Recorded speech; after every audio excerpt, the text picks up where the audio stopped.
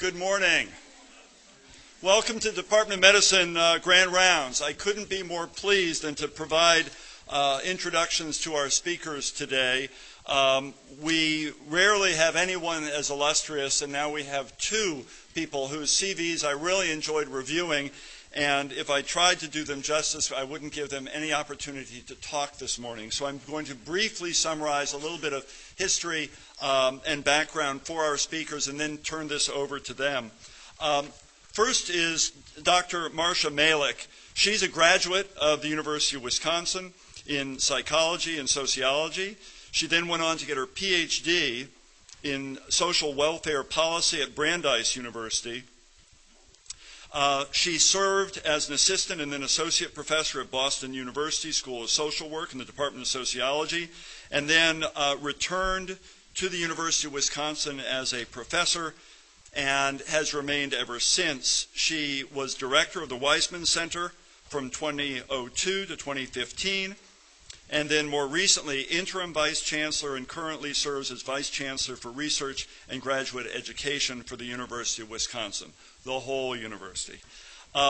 She's been a good citizen academically, nationally and locally, NIH service, various NIH grants over the years, numerous publications. Just to give you a flavor of her work, her most recent publication on the CV that I had, the title was Characterizing Objective Quality of Life and Normative Outcomes in Adults with Autism Spectrum Disorder, a Latent Class Exploratory Analysis from the Journal of Autism and Developmental Disorders. So even doing everything else she does, she keeps an active research program that's well funded also. She's received numerous awards, among them most recently the UW Postdoc Association Mentoring Award, a Hilldale Award, and the Elizabeth M. Boggs Professorship, a Worf-named professorship. Joining her today is Dr. Norman Drinkwater. He also is a graduate of the University of Wisconsin, taking his degree in biochemistry, and they actually, as I look at the CVs, overlap by 2 years. He went on to get his PhD in oncology at the University of Wisconsin. After going away to Michigan State for a couple years as a postdoctoral fellow, he returned to the University of Wisconsin, at first as an assistant professor in oncology in the McArdle Laboratory, and rose through the ranks to becoming chairman of the Department of Oncology, full professor, and director of the McArdle Laboratory for Cancer Research.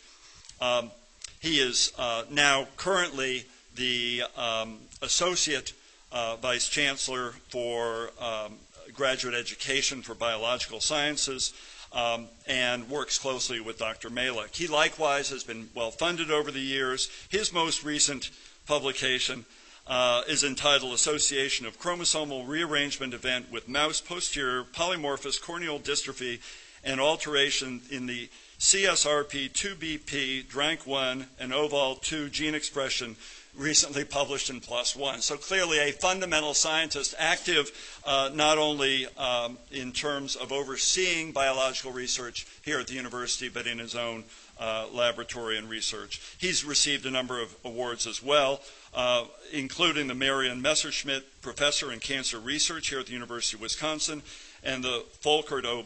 Belzer Lifetime Achievement Award from the School of Medicine and Public Health in 2010. These are two leaders in terms of our university to whom we have tremendous gratitude in terms of the support they provide for the department, the school, and the entire university.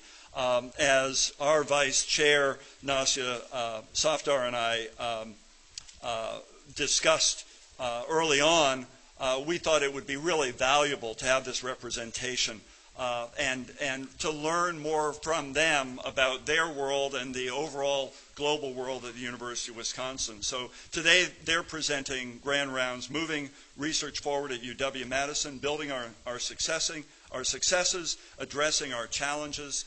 Please join me in welcoming these illustrious speakers, and first Dr. Mailick.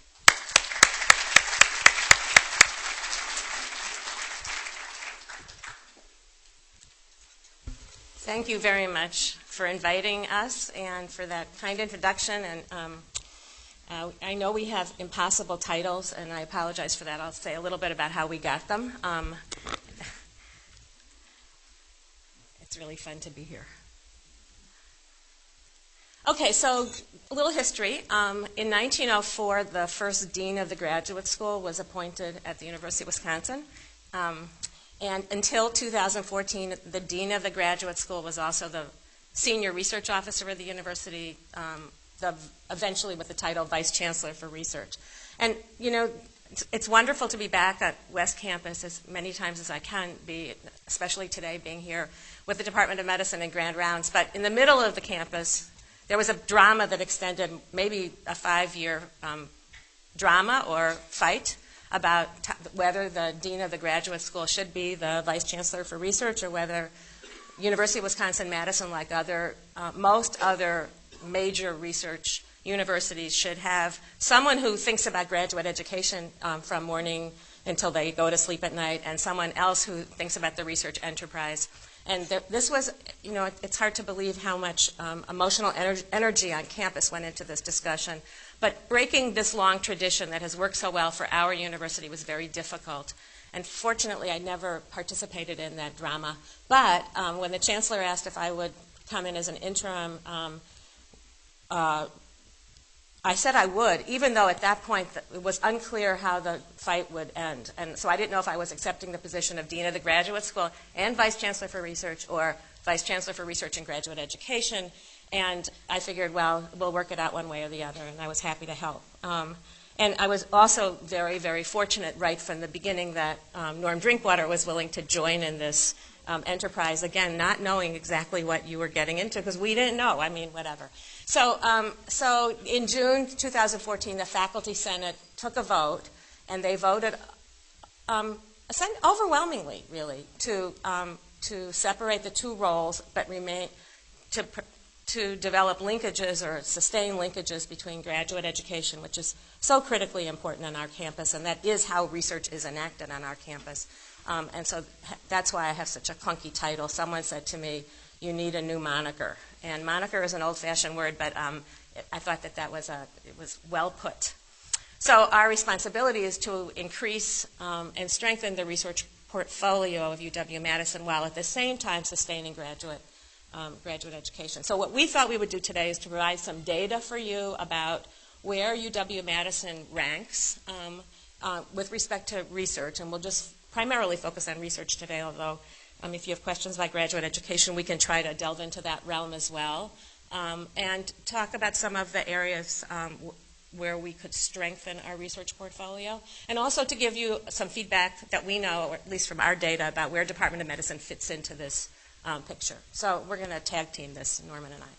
So this is an image that goes back to 1990, but actually every year we add another year to the bottom row, and we take off 1 year from the top. But this actually goes back to 1979, I think, was the first year that the National Science Foundation started keeping data about research expenditures as a way of ranking universities. And of course, this is a slide that highlights that fact that the University of Wisconsin has always been in the top 5 universities for research expenditures. And I recently showed this slide to the Board of Visitors of the Department of Chemistry. And, you know, the people were sort of looking at the top 5, and they said, well, it obviously takes a medical school to keep you in the top 5. And that was a comment made by someone at UC Berkeley. But UW-Madison is the only university that has been in the top 5 since the beginning, except Johns Hopkins, which is always number 1. And that is because they have a Defense Department laboratory on campus, which is not to say that they're not number 1. They are number 1 for research expenditures. But UW-Madison is the only other one that has remained in the top 5 for expenditures, which is the metric that this survey, the NSF survey, the HERD survey, the Higher Education Research and Develop, whatever, that's their metric. And it's a metric that plays particularly well to our campus, our UW-Madison, because we are one contiguous and continuous campus. We have we are the land-grant university as well as the flagship university. So we're big, and we have a lot of research expenditures. Many esteemed universities have fallen out of the top 5 for various reasons, but we're were still there. So this was as of 2013. The 2014 and 14 data would say the same thing, and the 2015 as well. But we have strong competitors there. 2013, I'm showing you data as of 2013 because that's the year preceding when Norman and I started working in Bascom Hall in the Office of the Vice Chancellor for Research and Graduate Education. So this is what we found, and our competitors there, apart from Hopkins, were Michigan, University of Michigan, University of Washington, and UCSD. I think UCSD was replaced by UCSF last year, but that's besides the point. But then when we looked at that time, when we started at the distribution of the sources of funding for our research expenditures and compared them to University of Michigan, University of Washington, and UCSD, you see that each university has sort of a different mix of sources of funding that generate these expenditures. And if you look at, for instance, University of Washington, their expenditures are essentially all federally funded, whereas University of Michigan has a substantial amount of institutional funding for its research program as well as a lot of federal funding. So UW-Madison is a little bit more like Michigan, although not so much in terms of the federal funding profile, and our institutional funding is quite substantial as well. And by institutional funding, what I'm talking about is WARF funding, and also, and this was a surprise to me at least, even greater proportion of our institutional funding comes via the UW Foundation than WARF. So when a gift is made to the Department of Medicine and the money is allocated to a faculty member for research, and it's coded, our university codes every dollar, it turns out, coded number 4, which is for research, then even though that started as gift, it gets coded as research expenditures. And more expenditures are supported through gift funds than even the WARF allocation. So that's interesting, and I'll say more about WARF funding in a little bit. But what became clear to Norman and me and our other colleagues is that we need to do something to remain in the top 5, to remain competitive, we need to increase our federal research funding. And I know that the Department of Medicine is very, very important in terms of our goals and as well as our achievements, and we'll show you some data about that as well. When we look at the change in our research expenditures from 2004 to 2013, that decade, again, this is what we faced when we started. You see that our federal expenditures increased by 28% during that decade, but our peer institutions, or all universities, increased by 44%. And that was a number that we weren't so thrilled to see. We kept up in terms of our institutional expenditures, but we were falling. We did not grow as fast in our business and industry funding of research as all other universities, et cetera. So this was another reason why we thought we needed to roll up our sleeves and develop new programs within UW-Madison to motivate growth as fast or faster than all other universities. But the next slide I'm going to show you takes inflation into account, and you see that we were essentially growing our federal research portfolio at the rate of inflation. In other words, no real growth during that time, and same for business and industry. So again, we figured we better come up with some creative ideas, and I think we have. I hope we have. We'll tell you about those. Let me say a few words about the WARF funding. So the Wisconsin Alumni Research Foundation, I think most of us are familiar with the fact that for the past 91 years, they have received intellectual property from University of Wisconsin-Madison, have helped to commercialize it, and have developed a portfolio of, I think today it's $2.7 billion, all based on our work and their investments, and very wise investments. They have a tremendous investment strategy, so their money is growing and continues to grow. And they have given resources to the UW-Madison every year a little bit more, and it's a very substantial amount of money that ends up helping our campus remain excellent in terms of research and graduate education, even in 2008 or 2009, after the recession began, their contributions or return on our intellectual property grew those years. And the top line shows the growth since 2013 in the WARF allocation to our office. They make other allocations to campus in modest amounts. But basically, they have stepped up their allocation to UW-Madison substantially in the last few years, and that is great. I mean, that's one of the most pleasurable parts about our job is to spend, almost $60 million on research and graduate education, and think about how to optimize that. And we've spent a lot of that on faculty recruitment and retention during this past couple of years. I mean, that's been substantial, as well as increasing the allocation for graduate students support because our campus is behind in terms of salaries and support for graduate students, just like it's behind for salaries for all of us. So we're trying to use the increase in the WARF allocation to campus to support research and graduate education, as well as faculty retention and recruitment. So that's what we, when we think about the road forward, how to improve and increase our standing in terms of our peers, how to help us become more successful in what we all want to do.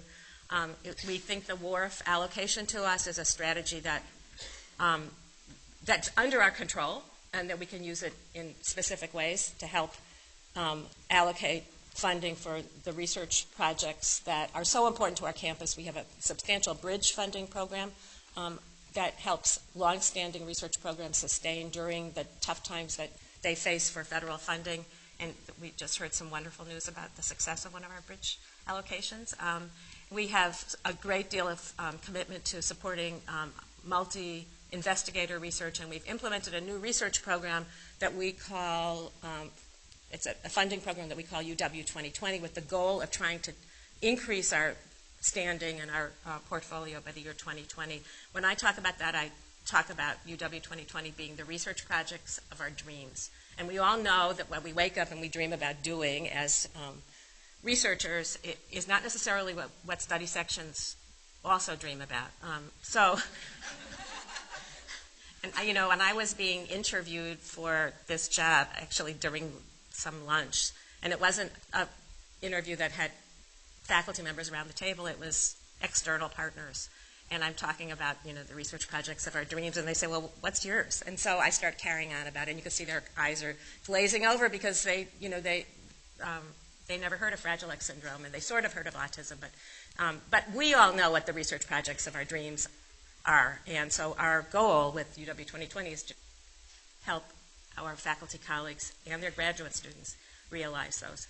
So I'm going to give a few more statistics slides and then turn this over to Norman, who's going to show you some of the analytics that he's done on the research projects of our dreams. So this is our count of your faculty, 365 faculty members divided into those three groups. What's really amazing about the Department of Medicine is the size of the research portfolio. According to our access to data about Department of Medicine, it's about an $80 million federal research portfolio. You have 114 open awards right now, and that includes subcontracts, and about $20 million in non-federal funding with 134 awards, so there's a huge amount of activity. And then in terms of the awards supported directly by our office, which means by WARF funding, there's another $4 million in 37 awards to the Department of Medicine today. That's our snapshot of you. It may not be exactly your snap. I mean, there's different ways of counting, but that's the data we got. And in terms of your involvement and collaboration with us in allocating the WARF funding, 4 Department of Medicine faculty have served on the research committee for the fall competition over the past dozen years, and we really appreciate that service. We know that it's huge service to the campus to serve as a member of the research committee for the biological sciences. And 16 applications were received in the last couple of years from Department of Medicine funding for fall competition. We're trying to increase the size of those allocations because we know they were pitifully small in the past. 7 of those were funded. And in UW-2020, in the first year, last fiscal year, which is the first year we had this competition. 38 Department of Medicine faculty participated in 30 proposals. These are collaborative proposals. And 10 faculty from this department were in 6 successfully funded proposals, 2 as PI. So we're trying to take our money and bring it here. We also are very supportive of your recruitment and retention efforts, and anytime you come to us, Norman steps up and says, we got to do this one. And so 4 recruitments and 11 retentions of Department of Medicine funding, we participated with WARF support for that. So Norman, I think this is the moment you're going to show the analytics, and we'll switch roles. Okay, thank you. So I'm sure it occurred to you when you saw the slide that displayed the WARF funding in relation to the total UW research expenditures that we only provide about 5% of the total research expenditures on campus.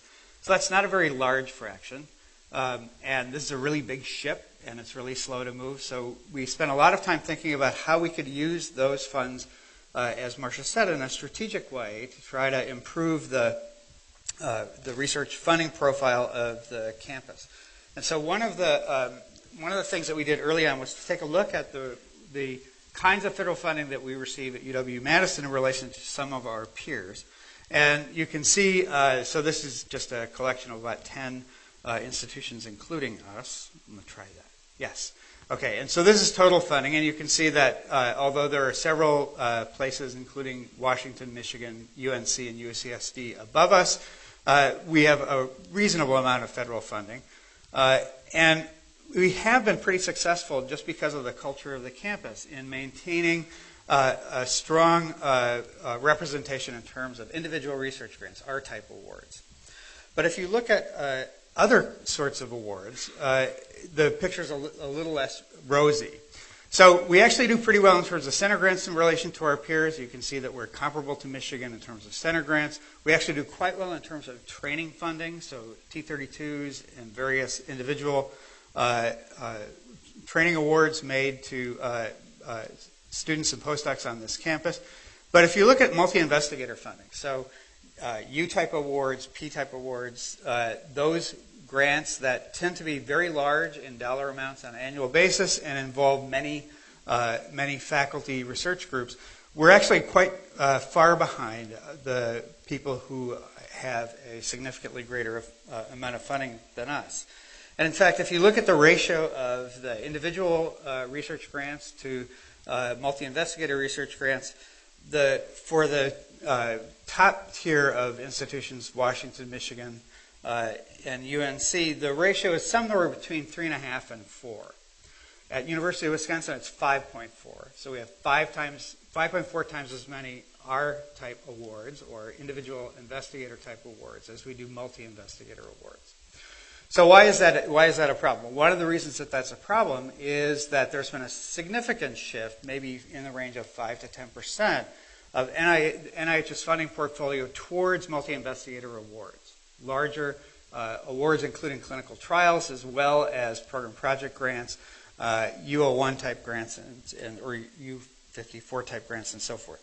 So the question is, how do we improve our profile in terms of multi-investigator awards? So one of the things that we decided to do early on was to try to establish a new program, and Marsha referred to this, the UW 2020 program, the goal of which really was to support multi-investigator projects that could ultimately have a big impact, not just in terms of bringing federal funding to campus, but also in terms of transforming a field or contributing to development of a new technology or a major shift in social policy. So this was funded by the funds we received from WARF, but also significantly in partnership with a couple of other places, including significant funding for the graduate school. So individual graduate research assistants were supported on a number of awards that were made, as well as the UW Comprehensive Cancer Center.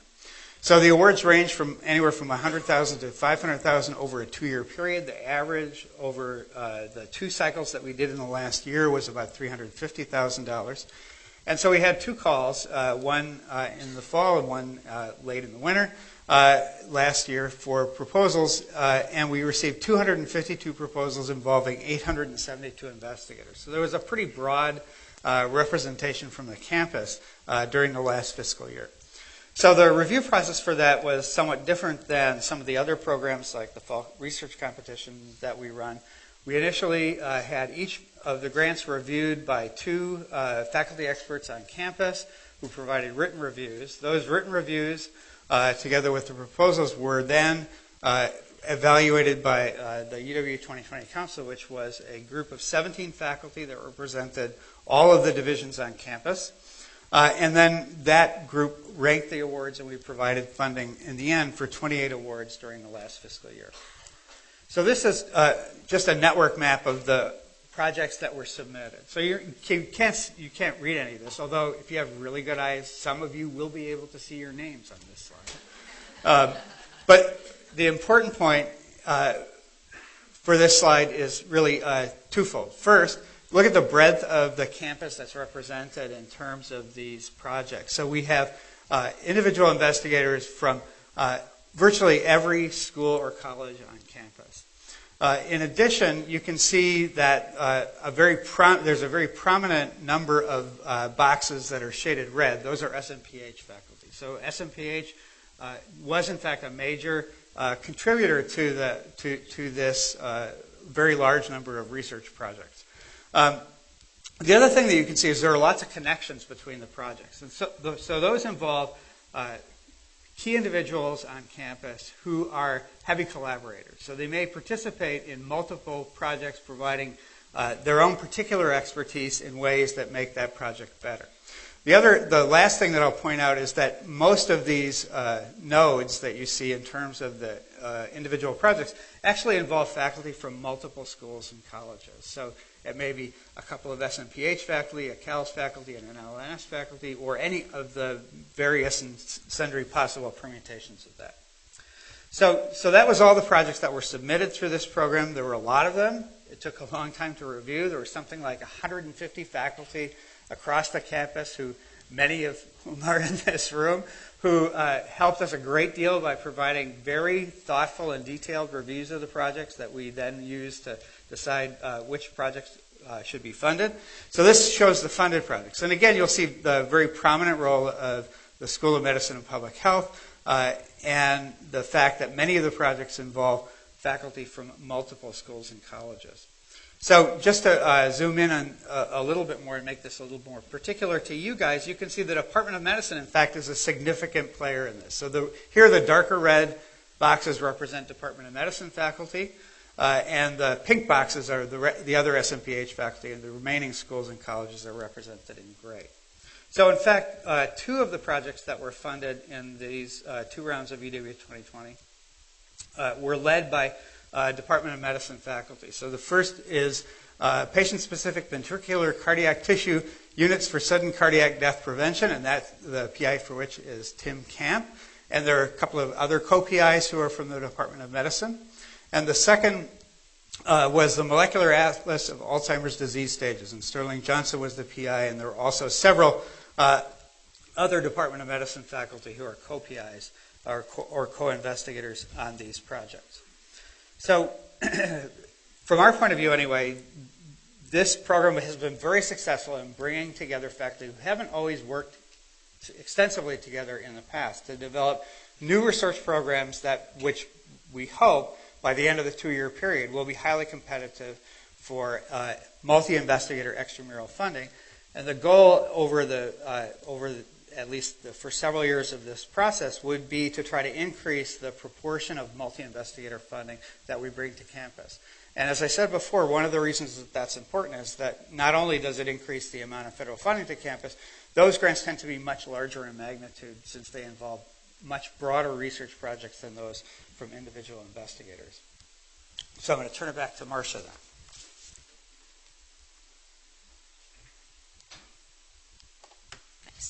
So just a few final words, and then we're happy to answer questions. We intentionally kept the formal part of our presentation shorter so that we could answer questions. So I'll just say a few other things that I think are needed to help optimize our campus. Oh, and before I say that, I should mention that the UW 2020 program includes two parts. One part is, as Norma described, multi-investigator awards for the research projects of our dreams.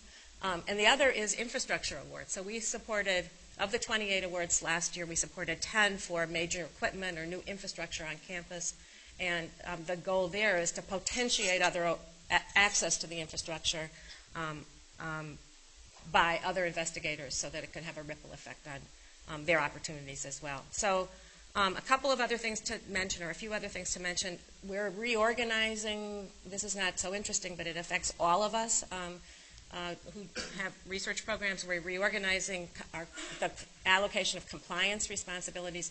In the past, one person in sort of the graduate school, when it was the graduate school, had responsibilities for all compliance, IRBs, IACUCs, biosafety, research misconduct, drones, I mean, everything that you could think of affecting research compliance on campus, chemical safety, et cetera. So now we have a matrix of responsibilities where someone who actually knows something about that area of compliance from our leadership team is the point person and all of that. It's going to be a little bit more complicated to figure out who to call. So you can call Norman and he would tell you who, or me. But we have it all posted on our website and we think we'll do a better job. And in that context, I want to thank all of you who have active IRB protocols, who responded to our IRB survey recently. We sent a survey to all holders of IRB protocols across campus, anybody who had an interaction with the IRB in the past 2 years, and we were extraordinarily happy to have a 42% response rate to a Qualtrics survey, which usually people just hit the delete button when that comes to them. But we learned a lot from this survey about ways to issues that faculty have or IRB holders have with how we're doing there. And we're going to use the responses and the suggestions as we try to improve that part of our compliance program. We're trying hard to track success, not just in research expenditures, but multiple metrics, so that we could have a more nuanced understanding of where to make our investments and what to support in terms of the research enterprise on campus and graduate education. We have a new program that isn't public yet, hasn't been publicly announced, but I'll just mention it in this room. Funding for the microbiome, targeted funding for microbiome research, and we're hoping to develop one for data science as well to identify opportunities. You know, it's not like we're identifying them, they're all over the news, but allocate funding specifically for opportunities where there's expanded funding and interest on our campus, and certainly microbiome research is a strength of our campus. We could build on that, and the data sciences here are extraordinary. The last thing I'll mention, and then we'll take questions, is that we established the Office of Campus Research Cores. Unlike our peer institutions, there was no central location where all research cores could be identified, and the way we all find out about what there is on campus is through word of mouth or urban legend, and we think we should do better than that. And when we looked around to our peer institutions, they almost all of them have an office where the research cores are at least coordinated. You know, this is a very distributed campus, so core services are locally controlled, which is great. But we have now someone who is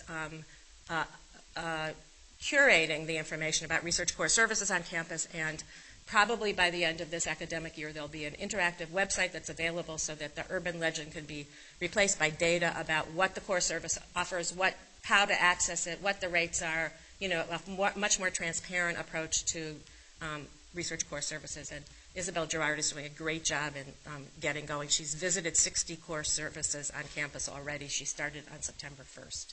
So she's running around and doing great work, and she is terrific. So that's what we're up to in Bascom Hall on the 3rd floor in the back of the building, and we're happy to answer any questions that you may have.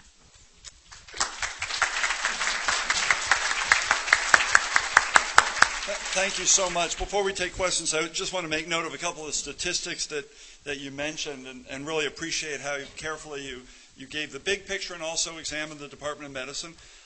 Making note of the number of $80 million in federal research funding annually in our department. I don't know how many of you recognize that very large number, which actually, Marsha, I don't know whether you have heard that we recently went into the top 20 in the United States in terms of departments of medicine. We've been in the mid-20s, as low as 29 5 years ago, and we've been marching up toward breaking into the top 20, which we're very, very proud of. The other statistic you mentioned is 4 recruitments and 11 retentions in the last year or so. And just looking at those numbers, I recognize how we've been spending our time. Actually, I already recognized how I've been spending my time, and I'm seeing Sherry Lawrence out there nodding. It's a lot of work, and the press around, after the budget cuts and the like, people thought it was open season on our faculty, on university faculty, and I think the statistic is over 80% retention, but that has taken a fair amount of investment, a fair amount of attention by a lot of us, and really great thanks goes to both of you for partnering with us as we have successfully retained and recruited through this environment. And parenthetically, I'll also say that one positive thing about people coming after our good people is it makes us sit back and recognize how important they are to us and provide support that we are able to put together to continue their research activities here at the University of Wisconsin in our department in particular. At this point, I'd like to open things up for people to ask you questions. And please go ahead and call on the audience and repeat the question for the recording. Okay. Yes?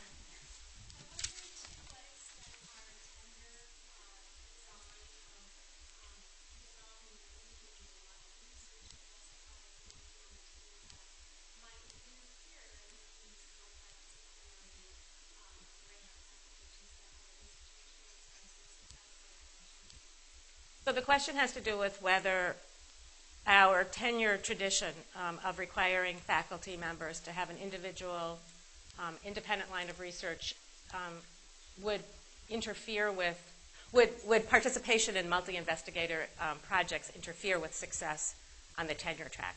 And I'll say one thing, and then maybe Norman, you want to pick up on this. We looked at the ranks of the faculty members who participated in UW-2020, and it is pretty well distributed across the professor, associate professor, and assistant professors. It's not all biased toward senior people. So one way we'll know the answer to your question is to watch those assistant professors as they move through the process. But I think more fundamentally, any successful research program is not just one grant and just one line of research. And so I think that for assistant professors, it is prudent, right, to maximize their chances of success through the tenure process. And we have a very, I think, good rate of tenuring our faculty who go up for tenure on this campus. And as individuals move through the ranks, that issue dissipates. And the years that one is an assistant professor relative to the length of a career, it's a very small fraction, right? And so I think you're raising a point that there is an unknown quality to that, but I see more and more cases where assistant professors who move through the tenure process get tenure even though they collaborate with others, as long as they have their the identity there. Do you want to add to that? Yeah, I guess the only thing I would add is that actually in the UW-2020 proposals that we got, and several that were funded were led by PIs who are assistant professors. So it is possible to have a portion of your research activity focused on broader goals that involve the expertise and help from other individuals while still maintaining a core research activity that provides the level of scholarly recognition that's required for tenure. So it is possible to do it, but you're right that there is this competing dynamic between a trend towards team-related science that's been running through NIH funding over the last decade and a half, and the need to establish a niche or an individual identity that provides the recognition that leads to tenure. And that's something that I think the divisional committees are also, the committees that grant tenure are also dealing with in looking at the totality of people's contributions to research, and in particular, what even in multi-investigator type projects, what they specifically contributed and how that provided them with the level of outside recognition that is required for tenure. Yes? When you look at the IRPs, which I very much appreciate staff doing, are you going to compare the length of review of this institution versus others? To the extent to which we can. I mean, so we know the length of review because everything is clocked in the arrow system, right? So we know when a protocol is begun to be worked on and when it eventually gets to the IRB and then when it gets approved. But not all institutions count it the same way, clock time the same way. Some institutions count the duration of review from not when the faculty member submits it, but when the IRB receives it, and we all know that could be a long time. And so part of what we're going to do is to try to parse the timeline so we understand where the milestones are and then see if we can obtain information from peer institutions using the same, like an apples-to-apples comparison. But I think we all hope for a shorter turnaround. That's what the goal is, as well as maintaining all of the excellent work that they do.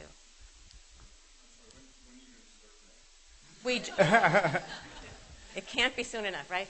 So we just finished the survey. The question was, when are we going to start that work? The quantitative ratings that you all gave are really helpful. The real meat of it is in the qualitative comments that were written in. When we printed out all the comments, there were 180 single-space pages of comments. It was really, really successful and helpful. So we are starting our part of that now, and we've promised confidentiality. So Norman and Jan Greenberg, who is the Associate Vice Chancellor for the Social Sciences, where the IRBs are in these two divisions, the biological sciences and the social sciences, they're anonymizing the data, and then the survey center is going to analyze the qualitative comments, and then we'll be able to start acting on them one by one. So we've started already. And Marsha, if I may, I think when you gave that statistic of the high response rate, I think that reflected the passion that people have around this, and frankly, some dissatisfaction that you've acknowledged and are trying to address. So I asked permission to respond myself, because I like that one, because I am an IR, because I wanted to make sure that was okay. So I contributed to that 180 pages. Right. Yes. I don't want to spend too much time on this. It's all right. I'm not that concerned about peer institutions. Now that we have this arrow process, I'm more concerned about us performing better than we did a year ago. And I really feel like now that everything is electronic, we should be able to learn from past problems and essentially make the survey less likely to get hung up on questions. Right now, all the survey in the IRB is these open boxes where you can hang yourself giving detail that sometimes they don't want or create its own problems. And so if we have little click boxes like, this is the right way to do it, the way we want you to do it, and then you can do it some other way if you have a reason, but we strongly encourage you to do it this way, probably make the process a little better. Absolutely. So we talk about IRBs all the time. So we love talking about how to make this better with passion. But one thing I could say that is that Arrow, I don't know how many people love the Arrow program. It's a commercial product that some previous generations of people in Bascom Hall made a decision to buy this product for our campus. And actually, I was just told that 40% of universities, they have the market share, and 40% of universities are using the Arrow system. And just like Epic, you customize it for your needs or your university or how much you're willing to pay. Arrow has to be customized. So the good news is, Nick told me yesterday, is that Click, which is the company that makes Arrow, is releasing a new, better interface in June. And we will get a fresh start in being able to do the sorts of things that you're talking about. And it's going to be theoretically, a much more user-friendly interface. And I think Nick has seen it, and so we trust him because he's a really good IT guy. And hopefully we'll be able to achieve some of the goals that are coming out of the results of that survey. There's one in the back. Okay. Yes. I sometimes, in fact, often get the feeling that there's not a very good appreciation at the level of state government for the value that our research brings to the state. First of all, am I right? Absolutely.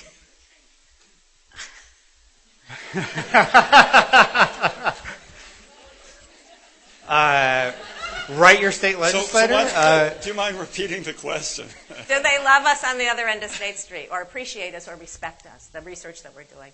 And we can all laugh about that, and I think, and I laughed because it's a sort of a bittersweet realization of the fact that the state doesn't really appreciate the contribution of research to quality of life in Wisconsin for our citizens as well as beyond. The whole Wisconsin idea is something that we all believe in, that we want to have an impact here at home as well as globally, and we are, but I think it's a challenge. And so what the university is doing, that's not what we're doing, but what the university is, other members of the Chancellor's leadership team, they've developed a campaign to try to convey to the citizens of Wisconsin what the research enterprise is doing for their county, as well as other contributions that we are making to the state of Wisconsin as a university.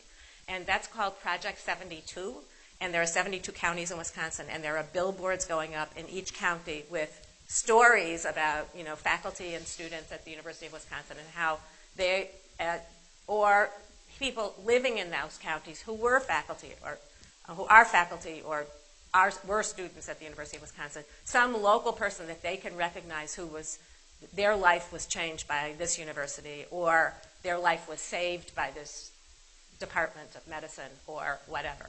So that's one sort of a strategy that we have never used before, the billboard approach, but I think it's a really good idea, and it's quite inspiring. I've read through some of the profiles that people have developed. But the other thing is that we're asked, if you have research, especially those who are doing clinical trials or field research or whatever that are in counties in Wisconsin or anywhere in Wisconsin outside of Dane County, the campus would love to have you go, and they would support an event there to tell your story. And I've had faculty step up and say they would like to participate in this, and so we put them in touch with the person who's organizing that. And individuals who are very prominent on this campus who are from Wisconsin say, I talked to my father, and he thinks that what we do here is ridiculous, and all of his friends think that way. And I go home and I go to the bars and I talk to his friends, and those are the things that can make a difference. Plus, they're doing all sorts of other state relations activities. But we have a big job ahead of us. We know what happened with the fetal tissue bill before, and it's going to come back again. And so it takes all of us working hard to try to influence that process. As a translational researcher and teaching scientist, my personal metrics is how many of our research projects get paid. Within the metrics you collected, are you identifying how many clinical trials or things that are being performed, how much of a portfolio is growing in that area, or is that Well, it's certainly on the radar, and we. Do you mind Sorry. repeating the question? As a translational researcher, he is concerned about how many of the research programs get to patients, and are we tracking those metrics, and are we concerned about that? So we don't have those metrics in our data, to the best of my knowledge. But we work closely with the dean and with Rick Moss and Mark Bresner to try to understand the impact of translational research investments on this campus. So we do get insight from them about how well the campus is doing, how well the school is doing in terms of moving that forward. But it's not something that we have been tracking independently. But we've also been approached by external partners who are feeling that it's difficult to collaborate with the University of Wisconsin on clinical trials, and they've asked for our help. And so we are actually doing an analysis of how to make that process more concierge-like so that it's easier to do translational research in collaboration with industry partners. That's one part of the clinical trials world. So that's a process that was just begun in collaboration with the dean, with UW Health, with the Office of Clinical Trials, and it's some of the most creative work is being done by a colleague, faculty colleague, and the College of Engineering. She does health systems engineering. She's doing an analysis of how come it's so clunky to do that here. But that's just a piece of the translational research pie. Well, I was just curious. We're so different from our peers in terms of RO1s and other things, and yet I know our faculty are just as smart and hardworking. And so I'm trying to think of other differences that might explain. And I think, we have this very strong system of faculty governance, which takes a lot of time and talks to people. Is there any concern that we might lose some of what makes us special by approaching our peers with some of these other methods?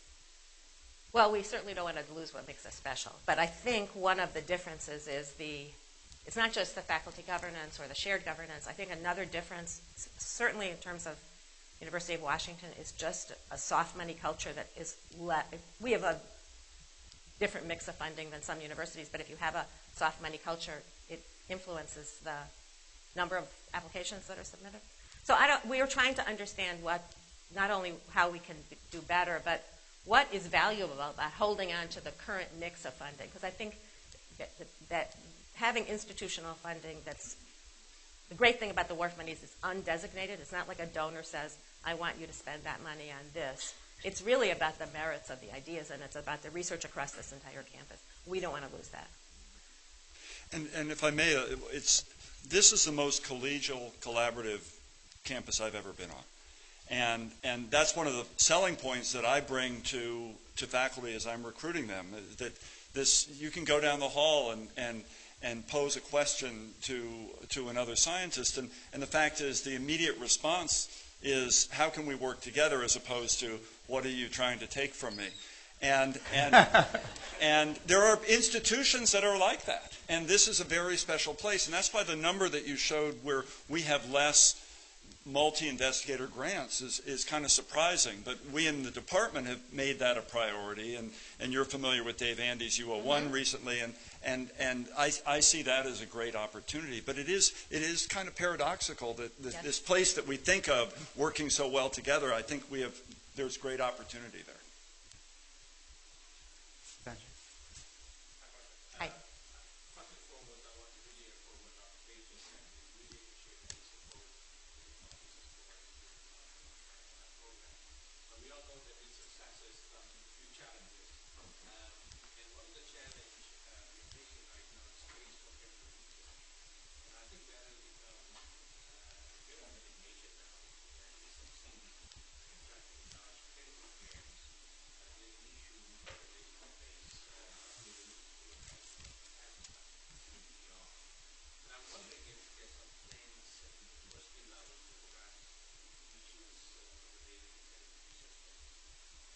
So I'll repeat the question. Maybe Norman wants to take this one. So you're punting, is what you're saying. Okay. The question has to do with, is there sufficient, or there is insufficient space for clinical research on campus, and the more successful we are, the more crowded we'll get?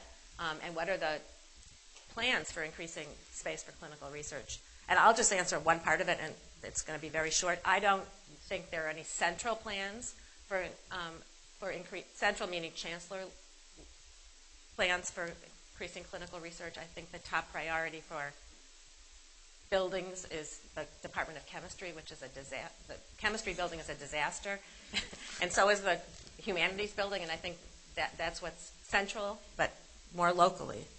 But certainly a lot of the effort in the recent capital campaign that the Chancellor has led has been directed towards raising funds for the individual schools and colleges, including the School of Medicine and Public Health. So I suspect that the biggest push for enhancing the availability of clinical research space is going to have to come from the school, and so that's the direction that I would push. It's harder to.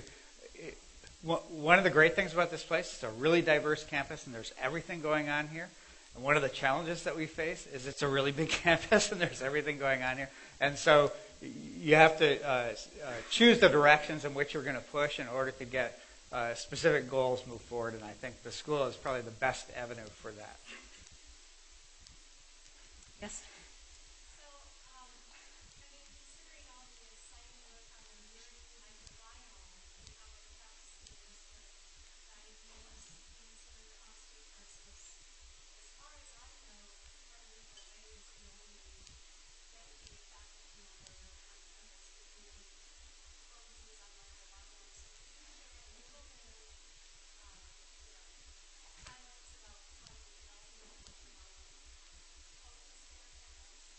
Sure, I can do that. So Federico certainly has been a major mover in the direction, and in particular has collaborated with a large number of faculty in terms of pursuing their interests in relation to the microbiome. But it's actually broader than even just the human health aspects of the microbiome. There's significant effort on campus related to microbiome in soils, atmosphere, water, in addition to the human health related research. So we have another round of UW 2020 that has just started. The proposals are due December 5th.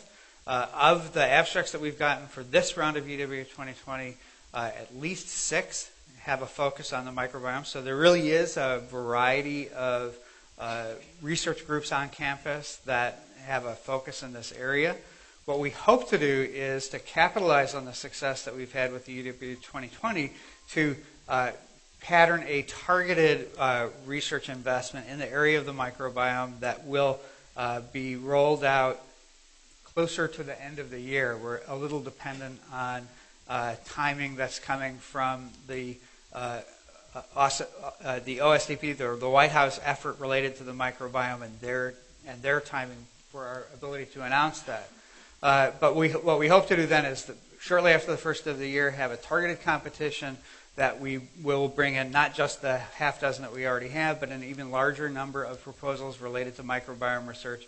And so I think that this is an exciting opportunity to bring those investigators together and to increase the visibility of that research area on the campus. So I'm hoping that those in here who are interested in that area will stay tuned later in the semester as we announce that opportunity. Okay, with that, I think we're going to have to close. I want to thank Drs. Mailick and Drinkwater for giving us this really very special grand rounds. Thank you.